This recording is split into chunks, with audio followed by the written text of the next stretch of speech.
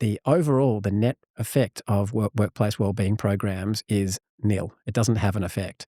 And in fact, in a lot of cases, can make people's well-being worse. And when you dig into that, it's because it's pointing out that there's a problem and then subtly or even explicitly blaming them for the problem. You're not being mindful enough. You're not doing enough of it. Yeah. And look, when you look at what these workplace wellbeing programs were comprised of, some of them were really well thought out, well articulated, evidence-based programs like the stuff I do. And some of them were just like, lunchtime yoga or like a juice bar or whatever it is, So there's definitely a spectrum of less and more effective programs.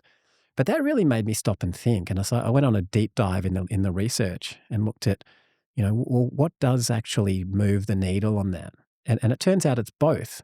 It's both the individual programs that give people actionable evidence-based tools, but also looking at systemic factors, how much control people have over their work. I mean, excessive workloads is a risk factor, but it Yeah. turns out that that's not actually a big problem as long as people have control over when and how they do their work and recognition from leaders.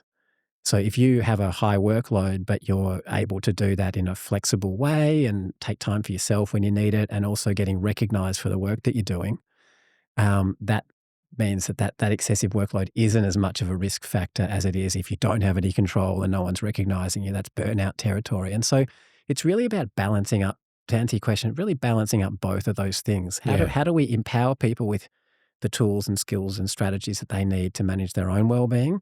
And how do we also take a look at organizations and how things are structured and, everything down to reporting and remuneration and organizational structure. And when you look at both sides of that coin, that's when you're really doing good work.